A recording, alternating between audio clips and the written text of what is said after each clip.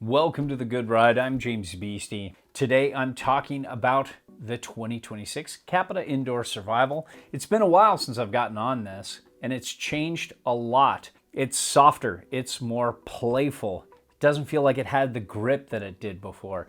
It feels like it's much more of a park-oriented ride than the old one I rode a few years back. It's easy to butter. It pops super easy. It's a little on the technical side, and it's not my style of board anymore because of the softer, more park-oriented flex, but that doesn't mean it's a bad board and it's a bad change. It just means it's for a different rider who enjoys the park first and mountain freestyle second. I rode this on a couple different days. Quasi-pow day, some groomers with corrupted files, midwinter groomers, and then I got it out in spring conditions again and tested it against the Super DOA, the Ultra Fear, and the Spring Break Stairmaster, as well as a few other twins. You can see my comparisons on Patreon for paid members, and I primarily rode this with Union Force and Nitro Team TLS, but I did put the Union Ultra on them and give it a go. And this is an honest, objective review for you, the consumer, and I can do that thanks to your support and the support of our sponsor, Blower Board Shop. They've been selling to snowboarders forever, longer than many of you who ride the park have been alive. They're a family-run business that's making a push to compete against the larger online stores in terms of customer support, shipping, and of course price. So we'd greatly appreciate clicks and purchases through our links to Blower Board Shop. It helps us both out greatly. Thank you. And when it comes to sizing, this 56 felt pretty good for me. Not as good as the old one did in the past with the stiffer flex, but I wouldn't want to go bigger for this because this is primarily for park, so I'm right at the borderline lengthwise with what I want. I felt a touch on the heavy side at about 190 pounds at the time of riding this, but it turned pretty easy for my size 9 boots, so I wouldn't really call it a mid-wide. I'd say it's a board for everybody. Now, when it comes to the shape, this is a true twin with a centered stance. The old one I rode had a setback stance, but it was a true twin. It's centered on side cut, can't really set it back on board. This is just a board you set up to match your stance with, set it up, duck, and forget about it. When it comes to the camber profile, there's a decent amount of camber underfoot, going out to flat with maybe a touch of early rise, but it has that mostly camber feel that is pretty technical. I'd say it's more for advanced expert riders only, but this softer, easier to turn flex could work for some really committed intermediates who are more interested in the park and are willing to take some lumps, maybe even some pretty significant ones that could lead to a large hospital bill and some arthritis as you get older. And while it's not as technical and locked in as a full camber board, it's still incredibly stable, one footing, flat basing, riding around the mountain. It has a very consistent feel underfoot in all conditions. Now, when it comes to edge hold, there is a little bump in the middle they call death grip. It's a 1.5 millimeter extension, so it makes the waist width look wider than it is, but it also helps a little bit with grip.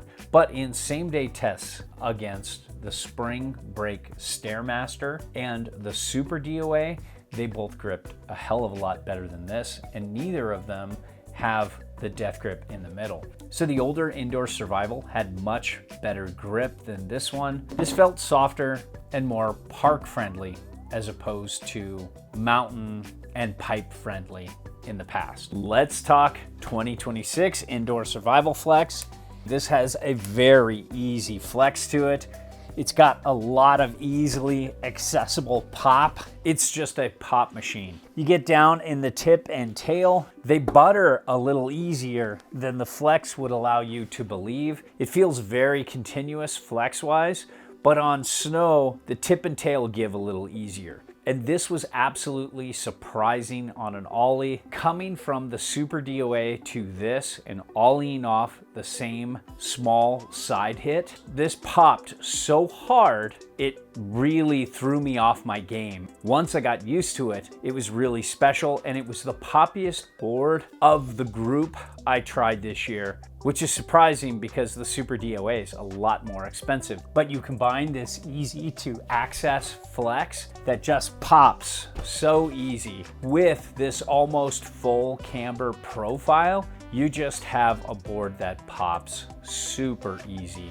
But unfortunately, in uneven snow, this can get really bucky and really bouncy. That's the price you pay for that kind of pop. When I was on the Super DOA and this Spring Break Stairmaster, they handled soft, uneven snow and hard, micro bumpy snow a lot better than this. So it just goes to show you, it's always something. Now, when it comes to turning, this initiated a turn really well.